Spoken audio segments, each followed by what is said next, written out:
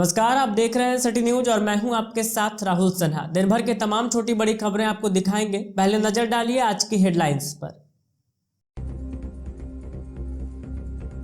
Headlines के प्रायोजक हैं लजीज व्यंजनों का खजाना, करियन कबाब, नियर कालीबाड़ी चौक, चंदोरी रोड, गिरिडीह। विश्वासडीह के मुंद्रा राइस मिल में दम घुटने से हुई एक मजदूर की मौत। फैक्ट्री प्रबंधन की लापरवाही हुई उजागर। परिजनों ने फैक्ट्री के बाहर किया हंगामा। भाकपा माले व युवा कांग्रेस के नेताओं के साथ मिलकर परिजनों ने धरना देते हुए की मुआवजे की मांग। गांवा में पुलिस ने कई ठिकानों पर मारा छापा। अवैध शराब को किया गया जब्त। कई भट्टियों को इस दौरान किया गया ध्वस्त। शराब माफिया भागने में रहे सफल। हो रही है विधि सम्मत कार्रवाई। हिरोडीह पुलिस ने 2 साइबर अपराधियों को दबोचा। दोनों को भेजा गया जेल। 2 अन्य की हो रही है तलाश। और धूमधाम से मनाया गया सिख पंथ के 10वें गुरु गुरु गोविंद सिंह का प्रकाश पर्व। स्टेशन रोड स्थित गुरुद्वारे में सजा भव्य दरबार। पंजाब के बरनाला से आए रागी जत्थे ने किया सबद कीर्तन। मौके पर नई कमेटी की भी हुई घोषणा। फिर डॉक्टर गुणवंत सिंह मोंगिया बने गुरुद्वारे के प्रधान।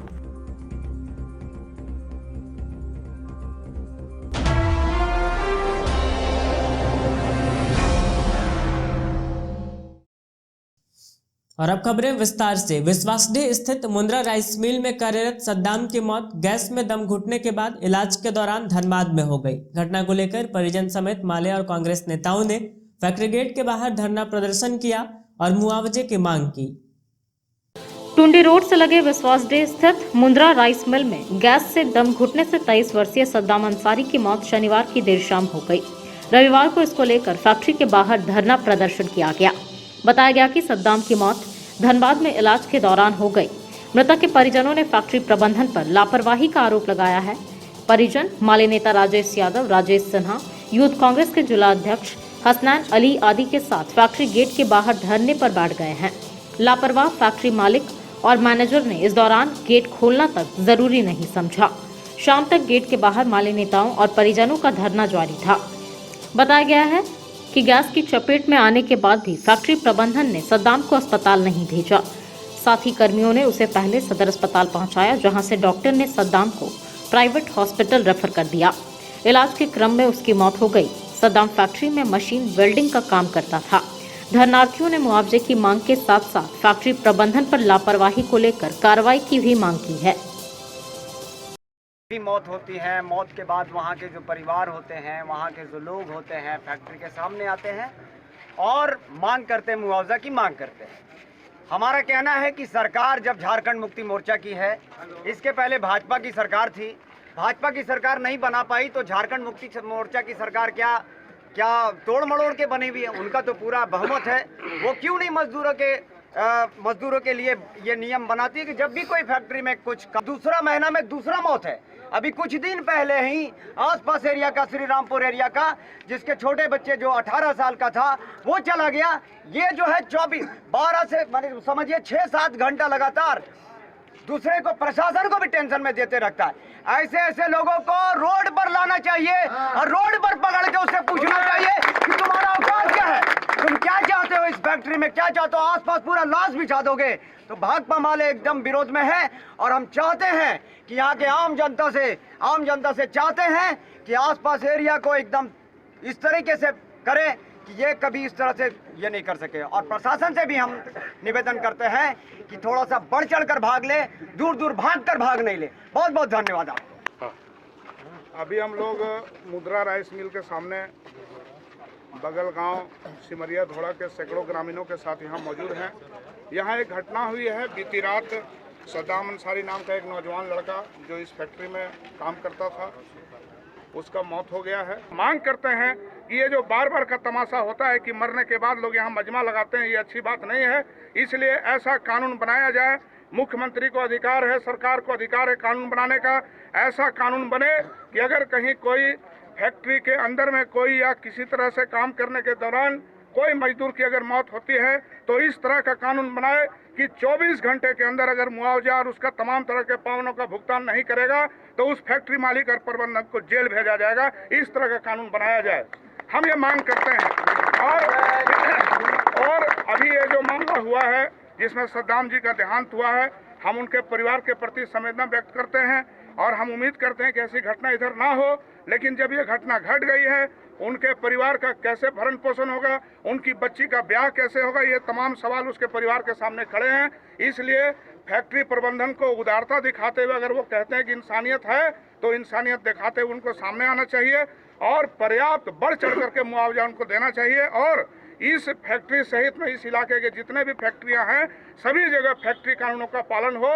मजदूर के साथ कोई मामला हो तो उसका तुरंत उसका निपटारा हो और इस तरह का दोबारा जरूरत ना पड़े, हम इसका मांग करते हैं। गांवा व लोकाय नयनपुर पुलिस ने गांवा थाना क्षेत्र के डुमरझारा व अन्य गांव में अवैध शराब के खिलाफ छापेमारी अभियान चलाकर कुछ भट्टियों को नष्ट किया। इधर इसको लेकर स्थानीय लोगों ने कहा कि पुलिस द्वारा सिर्फ खाना पूर्ति के लिए छापेमारी की जाती है, दोषियों के विरुद्ध कोई कार्रवाई नहीं होती है। गांवा थाना क्षेत्र के डुमरझारा सहित एक दो इलाकों में गांवा व लोकाय नयनपुर थाना पुलिस ने संयुक्त रूप से छापेमारी अभियान चलाया। इस दौरान गांवा थाना प्रभारी द्वारा बताया गया कि 4 भट्टियों में तोड़फोड़ भी किया गया, लेकिन वास्तविकता में डुमरझारा, गाड़ीसांक, दूधपनिया, राजोखार व लोढ़ियाटार समेत कई इलाकों में दर्जनों से अधिक जहरीली शराब भट्टियां संचालित है और धड़ल्ले से इसे गांवा, तिसरी व बिहार में खपाया जा रहा है। रविवार को इसी संदर्भ में जब गांवा व लोकाय पुलिस द्वारा संयुक्त रूप से कार्रवाई की गई तो सिर्फ 4 भट्टियों में तोड़फोड़ किया गया। वहीं सभी शराब निर्माता भागने में सफल रहे। लोगों से मिली जानकारी के अनुसार पुलिस विभाग ने सिर्फ खाना पूर्ति करने के लिए ये कार्रवाई की है। वहीं शराब निर्माताओं ने इस बात को स्वीकारते हुए कहा कि हमारे और पुलिस के बीच सामंजस्य स्थापित है, इस वजह से हम पर कोई कार्रवाई नहीं हुआ है। इस संबंध में जब गांवा थाना प्रभारी पिंटू कुमार से पूछा गया तो उन्होंने बताया कि 4 शराब भट्टियों में छापेमारी अभियान चलाया गया और इस दौरान मौके पर मिले दर्जनों जावा महुआ से भरे ड्रम को नष्ट किया गया। उनसे जब शराब निर्माताओं की गिरफ्तारी के बारे में पूछा गया तो उन्होंने बताया कि यह गलत है। जब तक वे छापेमारी के लिए पहुंचे तब तक सभी लोग शराब भट्टियों को छोड़कर भाग चुके थे। इसके अलावा किसी पर भी कोई प्राथमिकी दर्ज नहीं करने की बात कही गई। कहा कि प्राथमिकी दर्ज के लिए अग्रेतर कार्रवाई की जा रही है। ग्रामीणों से मिली जानकारी के अनुसार पुलिस द्वारा कार्रवाई में असमर्थता को देखते हुए यह कहना बिल्कुल गलत नहीं होगा कि इस बार भी सिर्फ कार्रवाई के नाम पर खानापूर्ति हुई है, क्योंकि दर्जनों से अधिक शराब भट्टियां अभी भी धड़ल्ले से संचालित है। ऐसे में सवाल लोगों के मन में यह भी है कि आखिर पुलिस कार्रवाई करने में असमर्थ क्यों है और क्यों बार बार शराब माफियाओं के विरुद्ध प्राथमिकी दर्ज कर उन्हें जेल नहीं भेजा जा रहा है। पूर्व में भी एक भी शराब माफियाओं को नहीं गिरफ्तार किया गया। हर बार अवैध शराब के खिलाफ छापेमारी होती है, लेकिन शराब माफियाओं के खिलाफ कोई कार्रवाई नहीं होती है, जिससे इन शराब माफियाओं का मनोबल बढ़ते जा रहा है। महज छापेमारी कर पल्ला झाड़ लिया जाता है। पुलिस द्वारा माफियाओं को जेल नहीं भेजा जाता है। गुप्त सूचना के आधार पर आज दिनांक 9 जनवरी 2022 को अवैध महुआ शराब भट्टी के बारे में जानकारी मिली। उसके आलोक में एक टीम गठित कर सुबह में ही हम लोग गए डुमरझारा जंगल और जोड़ा साख पहाड़ है, वहाँ जंगलों और पहाड़ों पर देखे कि कुछ अवैध भट्टियाँ हैं, उसको नष्ट किया गया और जावा महुआ जो था उसको भी नष्ट किया गया। सर कितना जावा महुआ नष्ट हुआ है? जावा महुआ का लगभग दो जगह करीब हुआ, 2 भट्टी था, वहाँ पर कम से कम होगा 1500 लीटर भर जावा नष्ट हुआ। किसी का गिरफ्तारी भी हुआ है क्या इसमें? नहीं, इसमें नहीं, किसी का गिरफ्तारी नहीं हुआ। सर इसके अलावा और गाड़ी साख वगैरह में भी ये आपके शराब भट्टी चलने की सूचना है, तो वहाँ पे कार्रवाई क्यों नहीं हुआ है? जो था वहाँ पे हम लोग गए हैं, वहाँ पे एक सिर्फ टूटा हुआ झोपड़ी था और वहाँ पर कुछ भी नहीं है। 8 दिन पहले ही ऑलरेडी 3 जगह छापेमारी हुई थी, वहाँ पर भी जावा महुआ को नष्ट किया गया था। सर डुमरझारा में कुल मिला के 20 से अधिक भट्टी संचालित होने की खबर है। नहीं, ये सभी अपवाद है, क्योंकि हम अपने जा कर के देखे वहाँ पर तो कुछ भी नहीं था। 2 जगह सिर्फ मिला और 2-3 जगह तो सिर्फ झोपड़ी सिर्फ था, वहाँ पर कुछ शराब माफियाओं का कहना ये भी है कि हम लोग का पुलिस से सांठगांठ है, उसके कारण हम लोग वहाँ पे कोई कार्रवाई नहीं होता है। नहीं, इतना तो संभव नहीं है कि 60 गांठ मिल करके वो काम कर सके।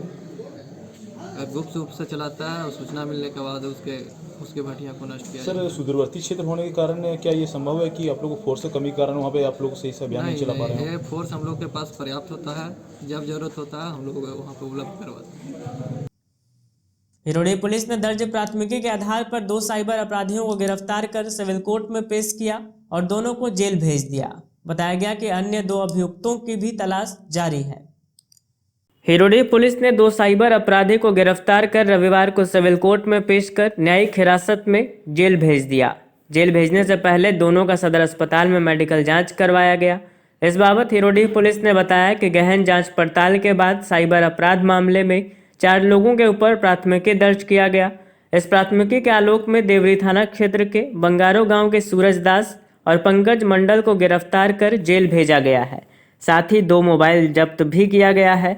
वहीं अन्य 2 में धनबाद के चरक निवासी कृष्णा मंडल एवं हिरोड़ी थाना क्षेत्र के भुचरोबाद के नितेश दास फरार बताए जा रहे हैं।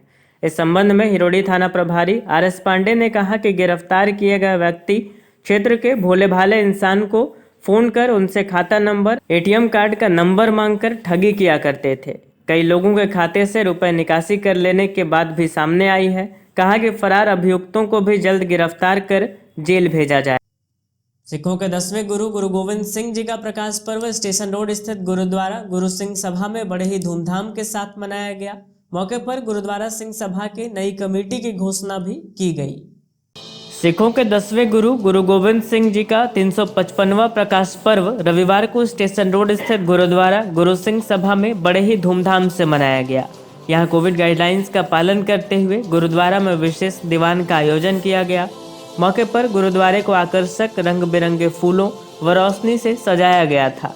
पंजाब के बरनाला से आए हुए भाई कुलवीर सिंह जी व उनके जत्थे के द्वारा कई शबद कीर्तन प्रस्तुत किए गए, जिसे सुनकर सिख संगत निहाल हो गई। गुरुद्वारा के प्रधान मुख्य सेवक डॉक्टर गुणवंत सिंह मोंगिया व सचिव सम्मी सलूजा ने बताया कि गुरु गोविंद सिंह जी की जयंती को लेकर 22 दिसंबर से 9 जनवरी तक अखंड पाठ का आयोजन किया गया था, जिसका समापन आज हो गया।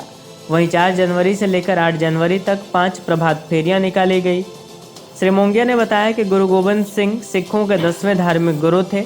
वे एक गुरु ही नहीं बल्कि एक महान दार्शनिक, प्रख्यात कवि, निडर एवं निर्भीक योद्धा, अनुभवी लेखक और संगीत के पारखी भी थे।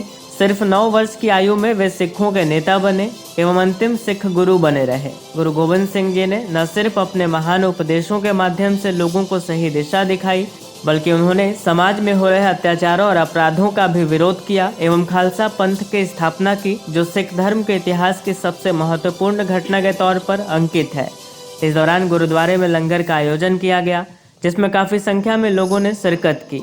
मौके पर गुरुद्वारा गुरु सिंह सभा के उपाध्यक्ष Charanjit Singh Saluja, Paramjit Singh Dua, treasurer Rajendra Singh, joint secretary Gurvinder Singh, Taranjit Singh Bunty, Taranjit Singh Jimmy, Harshdeep Singh, Rajendra Singh Bagga, Devendra Singh, Gurdeep Singh Bagga, Harminder Singh Bagga, Kunwarjit Singh, Avtar Singh, Trilochan Singh, गुरवेश Singh Kalra, Sudhir आनंद, ऋषि चावला, राजू चावला समेत समाज के कई महिला पुरुष मौजूद थे। इस दौरान गुरुद्वारा सिंह सभा की नई कमेटी की भी घोषणा हुई।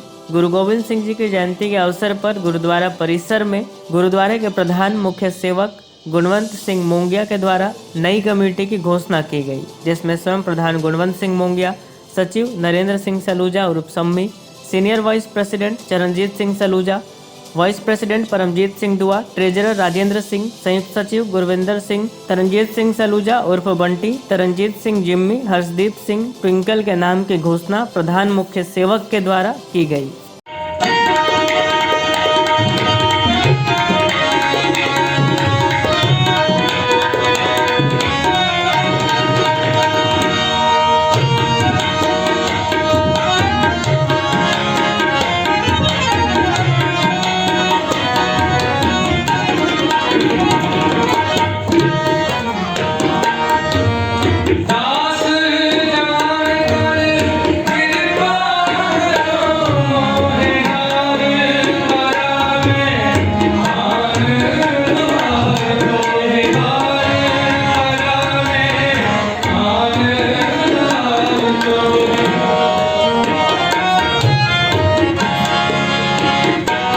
वाहिगुरु जी का खालसा, वाहिगुरु जी की फतेह। आज बड़े ही उत्साह, बड़े ही खुशी, बड़े ही आनंद के साथ सारी दुनिया में श्री गुरु गोविंद सिंह जी का प्रकाश पर्व मनाया जा रहा है। ये इनका 355वां प्रकाश पर्व है और हमारे 10वें गुरु श्री गुरु गोविंद सिंह साहब, जिन्होंने अपना सर्वंस अपने समाज के लिए, अपने देश के लिए, जिसमें कि गुरुवाणी कीर्तन, गुरुवाणी विचार एवं इनकी वीर गाथाएं, इनके बारे में आज चर्चा हो रही है। बड़े ही आनंद के साथ मैं आप सभी को आमंत्रित करता हूं, आज गुरु के लंगर में आए, प्रसाद ग्रहण करें और आनंद प्राप्त करें। बहुत बहुत धन्यवाद। उपायुक्त राहुल कुमार सिन्हा ने रविवार को सदर अस्पताल का निरीक्षण किया और व्यवस्था का जायजा लिया। इस दौरान इन्होंने अस्पताल प्रबंधन को आवश्यक दिशा निर्देश दिए। उपायुक्त राहुल कुमार सिन्हा ने रविवार को सदर अस्पताल का निरीक्षण किया और कोविड केयर व्यवस्थाओं का जायजा लिया। इस दौरान इन्होंने स्वास्थ्य विभाग के अधिकारियों को आवश्यक दिशा निर्देश दिए। मौके पर इन्होंने घूम कर सभी इकाइयों का मुआयना किया। बताया गया कि कोरोना के बढ़ते मामले को देखते हुए जिला प्रशासन बेहद गंभीर है और उपायुक्त लगातार स्वास्थ्य व्यवस्थाओं को दुरुस्त करने में लगे हुए हैं। इसी कड़ी में निरीक्षण कर सभी को तैयार रहने का निर्देश दिया गया। बेंगाबाद के मोहम्मद रमजान मियां ऑटो पलटने से घायल हो गए। फिलहाल घायल का इलाज सदर अस्पताल में चल रहा है। बेंगाबाद क्षेत्र के मोहम्मद रमजान मियां रविवार को सड़क हादसे में घायल हो गए। उन्हें इलाज के लिए तुरंत ही सदर अस्पताल लाया गया, जहां से प्राथमिक उपचार के बाद उन्हें धनबाद रेफर कर दिया गया। बताया गया कि ये ऑटो में बैठकर कहीं जा रहे थे। इसी दौरान मिलिट्री वाहन से ऑटो की टक्कर हो गई। ऑटो पलटने से रमजान मियां घायल हो गए, जिन्हें तुरंत ही इलाज के लिए सदर अस्पताल लाया गया। बताया गया कि घायल होने के बाद अभय सिन्हा नामक व्यक्ति ने इन्हें उठाकर इलाज के लिए सदर अस्पताल लाया। घायल के परिजनों ने अभय सिन्हा के प्रति आभार प्रकट किया। भाकपा माले की एक टीम रविवार को वार्ड नंबर 33 पहाड़ीडीह पहुंची और वस्तुस्थिति का जायजा लिया। इस क्रम में पता चला कि यहां मूलभूत सुविधाओं का भी अभाव है। स्थानीय लोगों ने बताया कि कई बार मामले की शिकायत संबंधित विभाग से की गई, लेकिन कोई कार्रवाई नहीं हुई है। भाकपा माले की एक टीम रविवार को अब्दुल सुभान और मोहम्मद मुस्तफ़ा की अगुवाई में वार्ड नंबर 33 पहाड़ीडीह पहुंची और यहां की समस्या से अवगत हुई। टीम में माले के गिरिडीह विधानसभा प्रभारी राजेश सिन्हा भी मौजूद थे। बताया गया कि पिछले कई दशकों से पहाड़ीडीह में न नाली है और न ही सड़क है। लोग गंदगी के अंबार में रहते हैं। माले की टीम ने मोहल्ले वासियों के साथ एक एक गली घूमकर जायजा लिया। बताया गया कि यहाँ के लोगों ने कई बार नगर निगम और वार्ड पार्षद से व्यवस्था दुरुस्त कराने की मांग की, लेकिन कोई पहल नहीं की गई। माले नेताओं ने कहा कि एक सप्ताह के अंदर नगर निगम इस पर संज्ञान ले, वरना कोरोना प्रोटोकॉल को ध्यान में रखकर नगर निगम में धरना दिया जाएगा। मौके पर मोहम्मद नौशाद, पप्पू, जाकिर, अशरफ, मोहम्मद सुल्तान, मुस्तफ़ा, मुन्ना, छोटू, शाहिल आदि उपस्थित थे। आज हमारा माले की टीम वार्ड नंबर 33 में आए हुए हम लोग। यहाँ पे एक समस्या थी कि जो रोड है वो पहाड़ी से नीचे होकर उतरती है और यहाँ पे नाली भी उसी रास्ते से जाती है।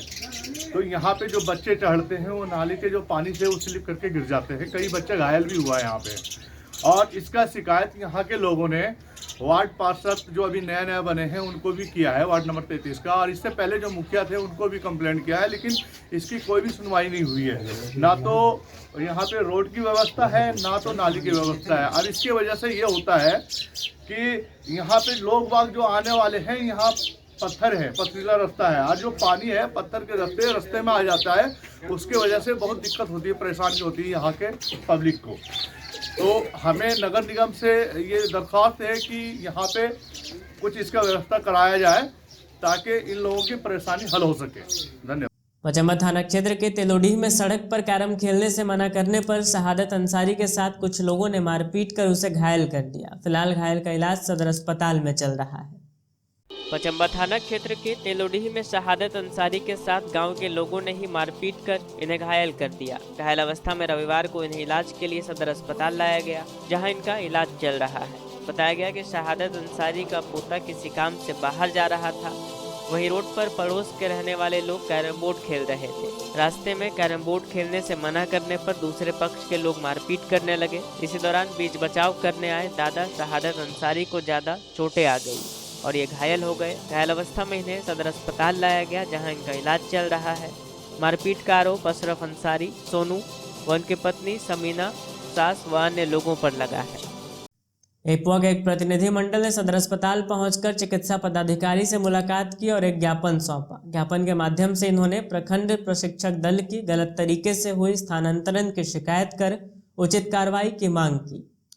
एपुआ के नेतृत्व में एक प्रतिनिधिमंडल रविवार को सदर अस्पताल पहुंचकर चिकित्सा पदाधिकारी से मुलाकात की और प्रखंड प्रशिक्षक दल की गलत तरीके से हुए स्थानांतरण को लेकर एक ज्ञापन सौंपा। बताया गया कि इस स्थानांतरण में जिला हाईकमान द्वारा बुनियादी बातों को नजरअंदाज किया गया है, जिससे प्रखंड प्रशिक्षक दल से जुड़ी महिलाओं को उनके निवास स्थान से काफी दूर एवं बिना काउंसलिंग में बुलाकर उनका तबादला दूसरे और दूर ब्लॉक में कर दिया गया है, जिससे उन्हें काफी मुश्किलों का सामना करना पड़ रहा है। इन्हें मिलने वाली प्रोत्साहन राशि भी इतनी कम है कि दूर ब्लॉक में जाने का खर्च भी नहीं निकल रहा है। तबादले में घोर मनमानी की गई है।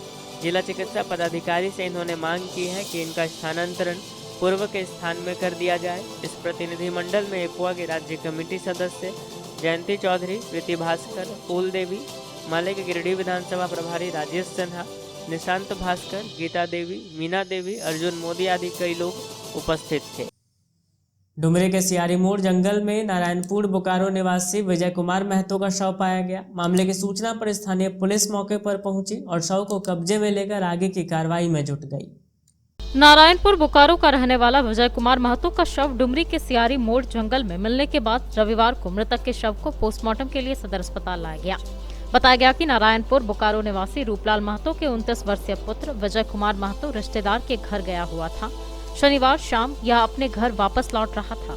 इसी दौरान रास्ते में इसका मोबाइल स्विच ऑफ आने लगा।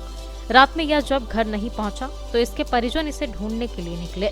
ढूंढते हुए सियारी मोड़ के पास जंगल में इसका शव एक गड्ढे में पड़ा हुआ पाया गया। मामले की सूचना स्थानीय पुलिस को दी गई, जिसके बाद पुलिस मौके पर पहुंचकर शव को कब्जे में लिया और उसे पोस्टमार्टम के लिए सदर अस्पताल भेज दिया। टुंडी रोड पर पंडरी गांव के पास मोटरसाइकिलों में आमने सामने की टक्कर हो गई, जिसमें 3 लोग घायल हो गए। घायलों में 2 पुरुष 1 महिला शामिल है। फिलहाल सभी का इलाज सदर अस्पताल में चल रहा है। टुंडी रोड पर पंडरी गांव के पास रविवार को 2 मोटरसाइकिलों में आमने सामने की टक्कर हो गई, जिसमें 3 लोग घायल हो गए। सभी घायलों को इलाज के लिए सदर अस्पताल लाया गया। घटना में 2 पुरुष 1 महिला घायल हुए हैं, जिसमें एक व्यक्ति के सर में गंभीर चोट लगी है। घटना की सूचना मिलते ही ताराटांड पुलिस स्थानीय लोगों की मदद से घायलों को सदर अस्पताल गिरिडीह भेजा। बताया गया कि एक बाइक में तेलोडीह के 2 लोग थे, वहीं दूसरे बाइक में झलकडीहा का एक व्यक्ति सवार था। फिलहाल सभी का इलाज सदर अस्पताल में चल रहा है। राजधनवार के डोरंडा के रहने वाले सुभाष यादव को युवा कांग्रेस के धनवार विधानसभा का उपाध्यक्ष बनाया गया है। इस पर सभी लोगों ने उन्हें शुभकामनाएं दी है। इसको लेकर सुभाष यादव ने शुभचिंतक और पार्टी के प्रति आभार प्रकट किया। कहा कि इन्हें जो भी जिम्मेदारी दी गई है उसका ये बखूबी वहन करेंगे। राजधनवार के डोरंडा के रहने वाले सुभाष यादव को युवा कांग्रेस के धनवार विधानसभा का उपाध्यक्ष बनाया गया है। इसको लेकर सुभाष यादव ने रविवार को पार्टी और तमाम शुभचिंतकों के प्रति आभार प्रकट किया और कहा कि इन्हें जो जिम्मेदारी दी गई है उसका ये बखूबी वहन करेंगे। कहा कि नए साल की शुरुआत में ही बहुत अच्छी खबर आई है। आप सभी अपना आशीर्वाद बनाए रखें ताकि अपनी जिम्मेदारियों का वहन बखूबी कर सकूं। उपाध्यक्ष बनाए जाने पर पूर्व कांग्रेस कमेटी, खेल विभाग के जिलाध्यक्ष मारुति नंदन शास्त्री, कांग्रेस के जिलाध्यक्ष नरेश वर्मा, प्रदेश प्रवक्ता मंजू कुमारी, युवा इंटक के प्रदेश अध्यक्ष ऋषिकेश मिश्रा, कांग्रेस नेता अजय सिन्हा उर्फ मंटू, पीयूष यादव समेत कई कांग्रेस नेताओं ने इन्हें बधाई दी है। युवा कांग्रेस के संगठित चुनाव प्रक्रिया में धनवार विधानसभा उपाध्यक्ष पद पर जीत प्राप्त किया। मेरे जितने भी शुभचिंतकगण जिन्होंने इस चुनाव में मुझे सहयोग किया एवं मुझे बहुमूल्य वोटों से जीत दिलाया, उनको मैं तहे दिल से आभार एवं अभिनंदन करता हूं। इस चुनाव में मेरे शुभचिंतकों ने मुझे प्यार और सम्मान दिया कि मैं आपका ऋणी बन गया हूं। नए साल की शुरुआत बहुत ही अच्छी खबर से आई। आप सारे लोगों से आग्रह एवं विनती है कि अपना आशीर्वाद आगे भी इसी तरह बनाए रखें। मैं कांग्रेस तथा सभी युवाओं को भरोसा दिलाना चाहता हूं कि इस पद की गरिमा मैं हमेशा बना के रखूंगा। आने वाले समय में कभी भी आप लोगों को मेरी ज़रूरत पड़े, मैं हमेशा आप लोगों के लिए खड़ा रहूंगा। बहुत बहुत धन्यवाद, आभार। ताराटाड़ के भलपहरी में 8 करोड़ 22 लाख की लागत से शुरू हुआ जलापूर्ति योजना ग्रामीणों के लिए सफेद हाथी साबित हो गया। रविवार को ग्रामीणों ने जलापूर्ति योजना यूनिट के बाहर प्रदर्शन किया और अपना आक्रोश व्यक्त किया। ताराटाड़ के भलपहरी में 8 करोड़ 22 लाख की लागत से शुरू हुआ जलापूर्ति योजना ग्रामीणों के लिए सफेद हाथी साबित हो रहा है। पूर्व विधायक जयप्रकाश वर्मा ने इसका शिलान्यास किया था और वर्ष 2020 में इसका उद्घाटन ऑनलाइन हुआ था। उस वक्त आसपास के ताराटाड़, मोहलीडीह, भंडारीडीह, भलपहरी आदि गांव में जलापूर्ति पहुंचाने की थी, लेकिन इस योजना का लाभ ग्रामीणों को नहीं मिल पा रहा है। कई गांव में अब तक एक बूंद भी पानी नहीं पहुंचा है और जहां पहुंचा है वहां भी नियमित रूप से जलापूर्ति नहीं हो पाती है, जिससे ग्रामीणों में आक्रोश है। रविवार को ग्रामीणों ने जलापूर्ति योजना यूनिट के बाहर प्रदर्शन किया और अपना आक्रोश व्यक्त किया। टंकी के पास आए हैं, धरना प्रदर्शन कर रहे हैं और आने वाले एक सप्ताह के अंदर इसका जो भी है, ठेकेदार है, जेई है, यही है, सब आके इस समस्या को देखेंगे कि किस कारण से पानी सप्लाई नहीं हो रहा है। अगर एक सप्ताह के अंदर यहाँ के पानी का जो समस्या है, सप्लाई का जो समस्या है, अगर नहीं होता है तो एक सप्ताह के अंदर, यानी कि आज रविवार है, अगला रविवार को हम लोग डायरेक्ट यहाँ पर आके ताला मार देंगे। हम लोग को पानी का कोई जरूरत नहीं रहेगा और जो जो कनेक्शन लिया है सबको सामूहिक रूप से एप्लीकेशन बना करके पीएचडी विभाग को हम लोग समर्पित कर देंगे। हम लोग को पानी की जरूरत नहीं है। अंत में आइए फिर से नजर डालते हैं आज की हेडलाइंस पर। विश्वासडीह के मुंद्रा राइस मिल में दम घुटने से हुई एक मजदूर की मौत। फैक्ट्री प्रबंधन की लापरवाही हुई उजागर। परिजनों ने फैक्ट्री के बाहर किया हंगामा। भाकपा माले व युवा कांग्रेस के नेताओं के साथ मिलकर परिजनों ने धरना देते हुए की मुआवजे की मांग। गांवा में पुलिस ने कई ठिकानों पर मारा छापा। अवैध शराब को किया गया जब्त। कई भट्टियों को इस दौरान किया गया ध्वस्त। शराब माफिया भागने में रहे सफल। हो रही है विधि सम्मत कार्रवाई। हिरोडीह पुलिस ने 2 साइबर अपराधियों को दबोचा। दोनों को भेजा गया जेल। 2 अन्य की हो रही है तलाश।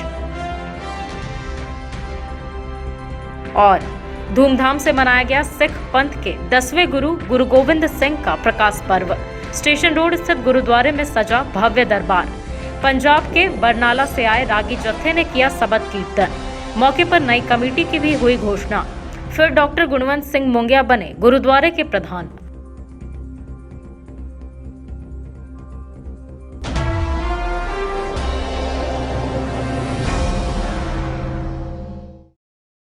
तो आज के अंक में बस इतना ही। अगले अंक में फिर होगी मुलाकात कुछ अन्य खबरों के साथ। तब तक दीजिए हमें और हमारी पूरी टीम को इजाजत। नमस्कार।